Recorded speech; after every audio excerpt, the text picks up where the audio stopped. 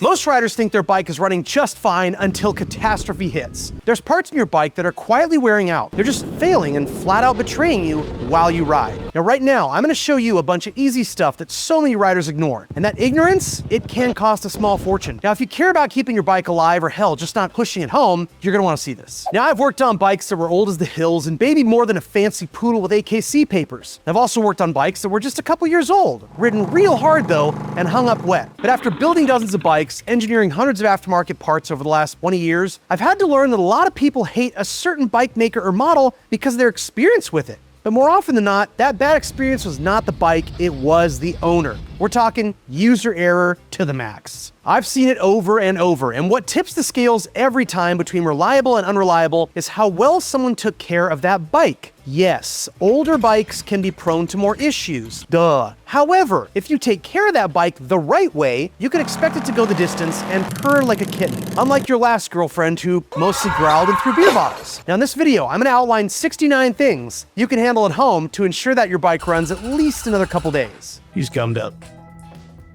In this video, I'll show you how to polish turds and floss with a garden hose. Keep that bike running like new with some very basic tips and tricks you can do at home, as long as you can afford $10,000 in Snap-on tools and education at Motorcycle Technicians Institute. I'm just kidding. This shit's super cheap, unless you live in California, which, well, if you don't, you're way smarter than me. And smart people always hit that like button.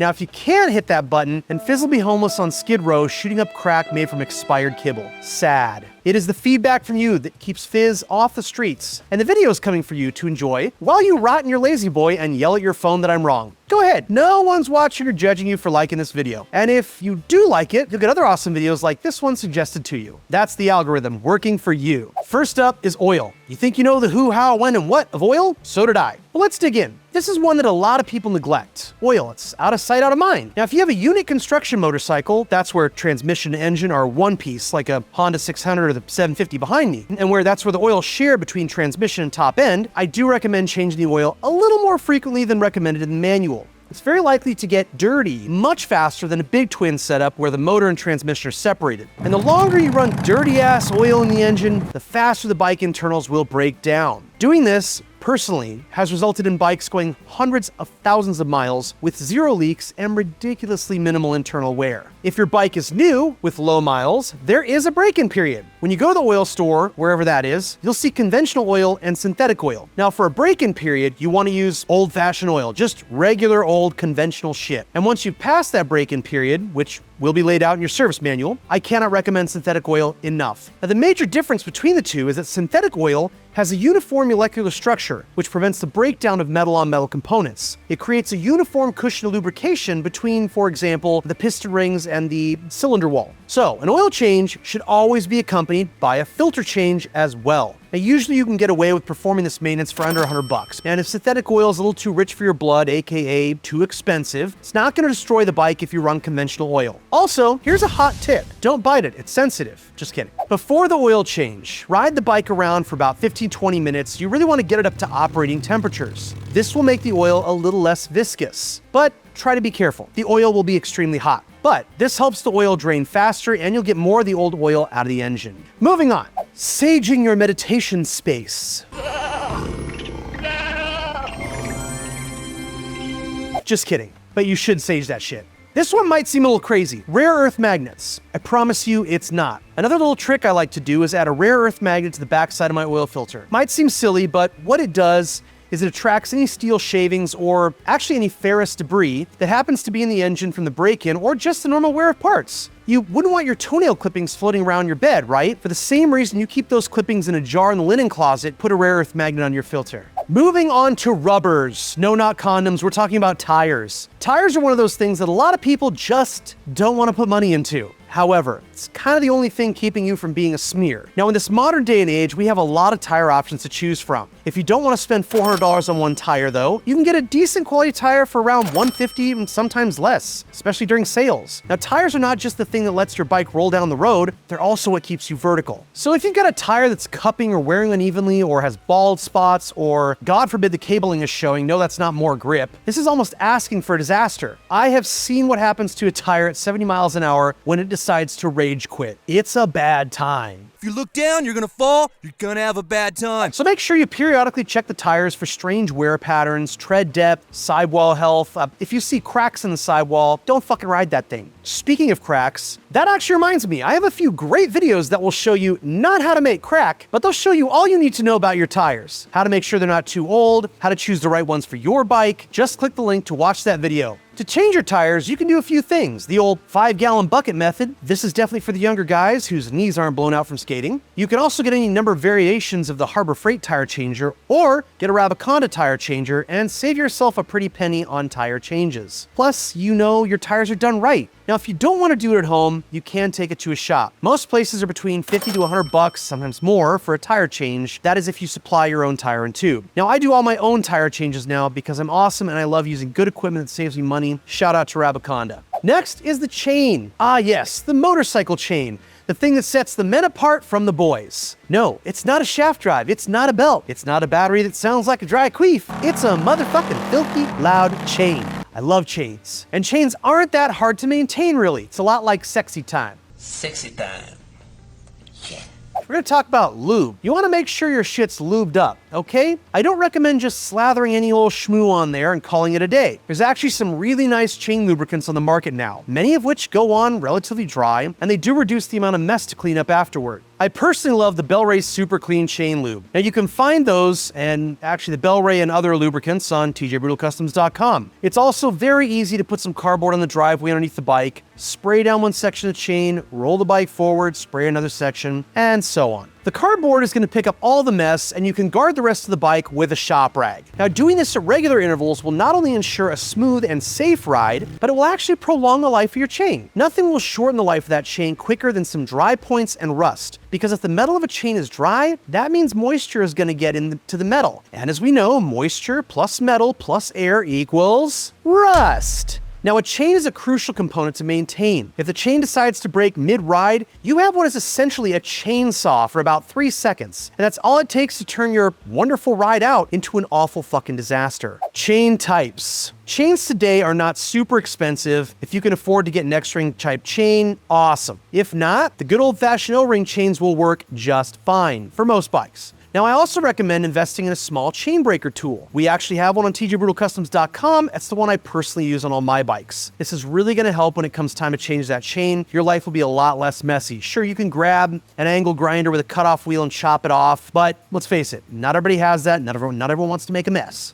Master link. The master link type matters. I prefer to use clip master links instead of a rivet master link. It actually makes chain changes way easier. If you do have a belt, regular inspections of the belt will prevent you from having a bad time as well. Just ask Marin, our resident chopper killer. Breaking into your ex's house, how to win her back the right way. Brakes are the unsung heroes of the motorcycle world. They work pretty hard to keep us from slamming into walls, other cars, and small children, but they do wear out. So first, inspection. Brake systems have a breaking point, so depending on how often you ride, it's a good idea to check out those brake pads and shoes and make sure they're within usable tolerances. Brake fluid. The 3-finger fluid blast, dry humping, and why does Bob Dylan sound so bad? It's also a good idea to check your brake fluid. If that shit hasn't changed since the bike rolled off the assembly line, then it is high time you bleed those brakes. Going fast and cruising around? Obviously, super cool. But being able to stop and not slam into a street dog stand is also very cool. I'm one of the guys who doesn't run a front brake on a lot of my bikes. So it's really important for me to make sure that my rear brake is always maintained, and that is really simple. Discs and drums. A lot of the Honda Shadows have a drum brake in the rear. And all you need to do is first put on a respirator, because brake dust is really toxic. You get some compressed air, you blow the brake drum out. Get the dust out of there. That's usually all that's needed to maintain my drum brake. And drum brakes will last a long freaking time on a motorcycle. Now, if you have a disc brake, which most bikes have one, sometimes two on the front, and most Harleys actually have a disc brake in the rear, most of the time, you'll want to check the minimum thickness of the discs as well as the wear of the pads. Discs and pads. Discs can be a little more expensive, closer to $100 and up, but brake pads are super inexpensive and well worth maintaining. So don't forget the brake line too. Stock brake lines are typically just rubber, and the inner lining does eventually deteriorate. So if you're going to change the fluid, it's a great time to get a stainless braid brake line, which we also have available on tjbrutalcustoms.com. You'll notice a lot less mush in that brake lever once you put a stainless braid line on. Now remember, going fast is cool and stopping is for posers. If you haven't clicked the like button yet, what the hell are you doing? Click it. Fizz is starving. How to get started with BDSM for 30-somethings who like Julia Roberts. Clutch and throttle cables don't ever get no love. They transmit pressure from the throttle and the clutch lever over and over and over on every single ride. But hey, they like to be wet too. Just like the chain, these things need to be lubricated. Wet, wet, wet. It's really inexpensive to get a cable lubing tool and some cable lube. I bet you know by now exactly where you can get all things lube, tjbrutalcustoms.com. Few things will suck the fun out of your ride like a clutch or throttle cable snapping mid-ride. Let me tell you, it's super duper fun, especially if the clutch is what gives out. Using a set of vice grips to pull on the clutch is not the business for a 20-mile ride home. But it does make for a cool story for your YouTube channel. Now those cables are metal, and they're usually run through fancy space-age duratanium, technologically designed slip housings wear-resistant liners. However, without lube, it's still dry shit on dry shit. Now if some water gets in there, you got a real problem. So spraying some lube down those cables is gonna give them a nice long life and give you peace of mind on every ride. Dry cables will actually last about half as long as lubricated cables. It's science. Spark plugs. Now, spark plugs seem to be the kind of thing where you know something about it or you know jack shit about it. I have picked up used bikes and a number of times, and I can't tell you how many times the bike somehow didn't run when I arrived and the guy says, oh, it just needs new spark plugs.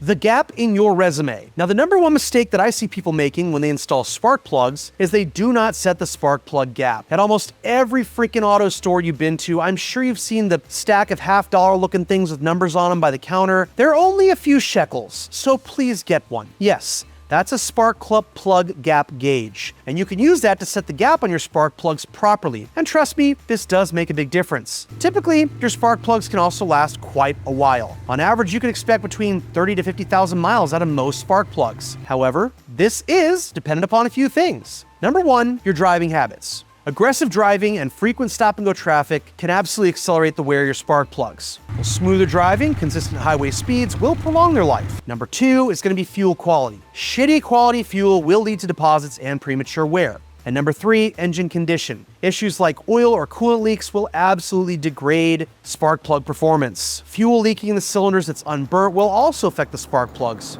Last but not least, number four, environmental factors such as extreme temperatures, humidity, these can hasten the demise of a spark plug as well. Now another thing, the ignition wires that go from the coil to the spark plug are also of concern. If they're hard, they don't flex really well, that is not a good sign. And again, you know what I'm gonna say here, on tjbrutalcustoms.com, we actually do offer an awesome ignition tune-up kit. It includes ignition wire, correct resistor caps, and new spark plugs. It's the perfect maintenance or upgrade kit for your Honda Shadow. Now, if you own a bike that's 5 to 10 years old, this is definitely a good little upgrade. Coolant, the tasty green stuff that goes inside your motorcycle. Make sure your coolant is topped off and not old or discolored. If it looks like your toilet bowl after a questionable Roach Coach calamari burrito, you need to change it. Flushing with only distilled water if you must, and trust me man, you probably don't need to. Replacing the coolant every couple years will help avoid any overheating issues and prevent corrosion inside the engine. A bike with a water jacket is set for a very long life. That coolant maintains the proper operating temperatures for that specific engine. Now the radiator is also sized as a thermal exchange unit. It is designed to maintain a temperature in the engine for optimal efficiency. A real hot engine is going to suck so bad. You will experience issues like redetonation, burnt valves,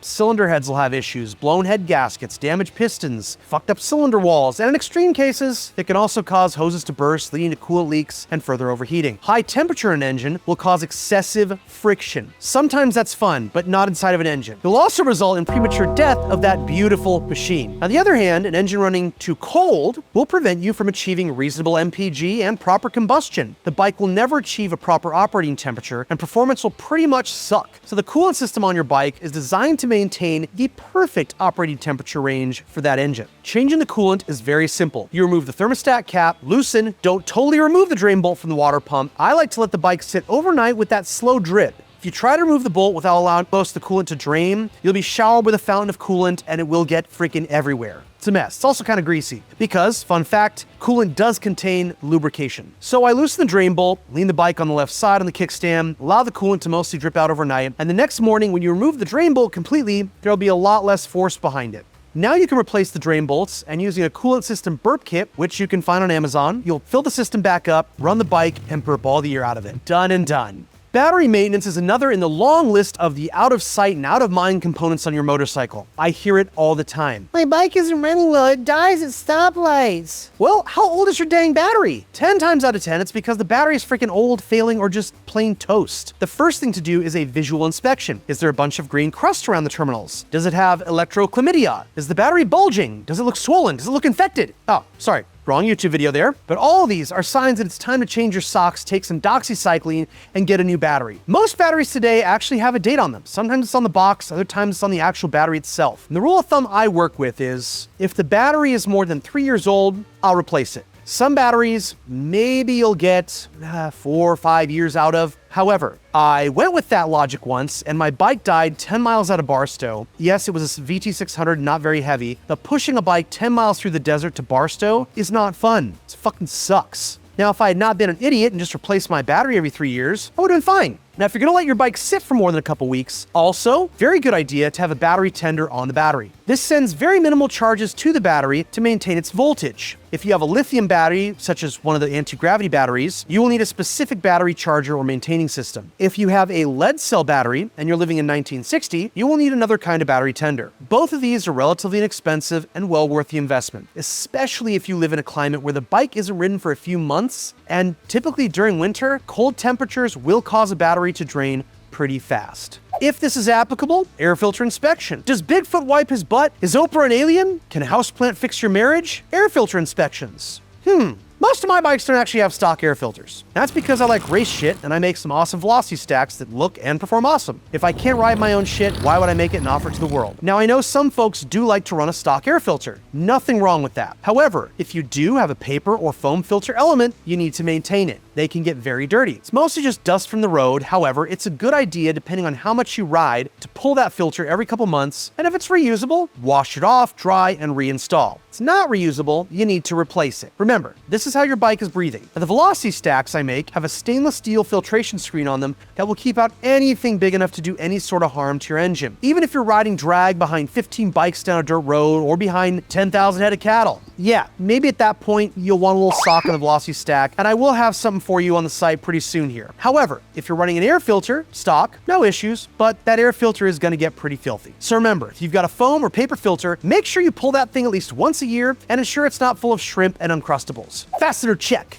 Asparagus ice cream is the ultimate aphrodisiac. Let's talk about that slippery vegetable. All right, good sir. This is one I never see in any list of maintenance tips. A fastener check. If it ain't tight, it ain't gonna be all right. Now, most people really take for granted the fact their bike is held together with screws, bolts, and a few welds. One of the things that I have made a regular practice out of doing is going from tip to tail on my bike and checking each one of those fasteners. Grab your toolbox and just check that each one doesn't need any tightening. On things like my engine case, I know I've done those things with a torque wrench, so they generally don't need to be checked. However, I will put an Allen wrench on there or the 8mm socket if I'm still running stock hardware, and just give each bolt a little goose. And I've honestly found so many different fasteners on a bike that have started to loosen or just through vibration backed out a little bit. Sometimes you may be riding and you hear a strange sound develop. I can't tell you how many times I have gotten messages on the forum. Yes, we have a forum. You should go check that out. Hit the link below. I get these messages about a strange noise that's developed on someone's bike. And for some reason, a lot of people want to jump to the most expensive solution. Do I need to rebuild my transmission? Please, be aware of this trap. It will take all of your money and leave you with a bike still making the same damn noise, like a really bad divorce. A lot of time, that random sound that you hear that comes out of nowhere while you're on a ride,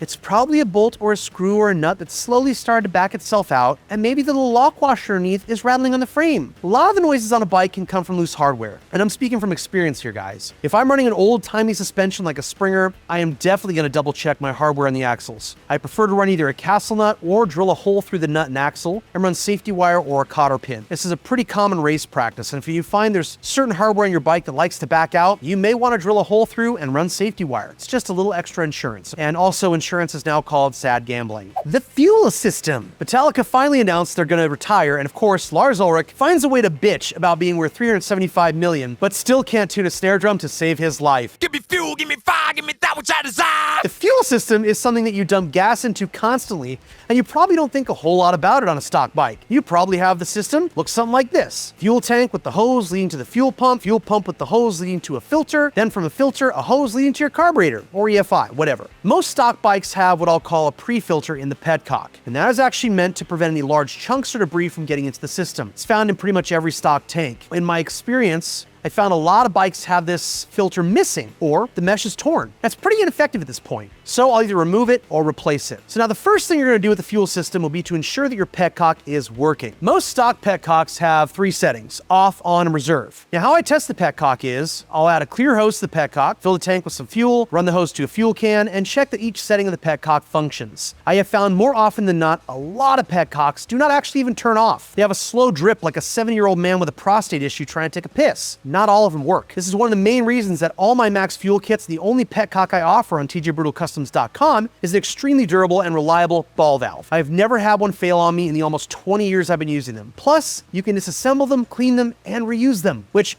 I've never had to do that, but I love the fact that I have the ability to. Next up is going to be your fuel lines. The fuel lines, much like your brake lines, can deteriorate. They become hard, brittle, sunlight exposure can cause them to crack. This can lead to a fuel leak, and in the worst cases, turn your bike into a friggin' fireball. Yes, Ghost Rider is a cool comic, it's not so cool in real life. After that, if you are still running a fuel pump, follow your service manual's guidelines to make sure the fuel pump is working properly. Personally, I get rid of the fuel pumps. I run my bike's fuel system from tank to filter to carburetor. Next on this list is that fuel filter. I prefer see-through fuel filters so I can visibly see if there's debris in my fuel. A fuel filter is super important because if any debris or chunks or shmoo or whatever get in your carburetor, you're gonna be stuck having to pull the carb or 2 carbs or maybe 4 and hunt down the issue. So save yourself a lot of time and get a good reusable filter. The ports and passages in your carburetor are very, very, very small, smaller than micropenis. And if tiny chunks of rust get in there, they will block the passages and your bike will suffer from performance issues, worse than a 3-day Colombian ski trip. The carburetor is the last stop on this fuel system. That's just before the fuel joins hands with the air and gets exploded in the combustion chamber. Delicious.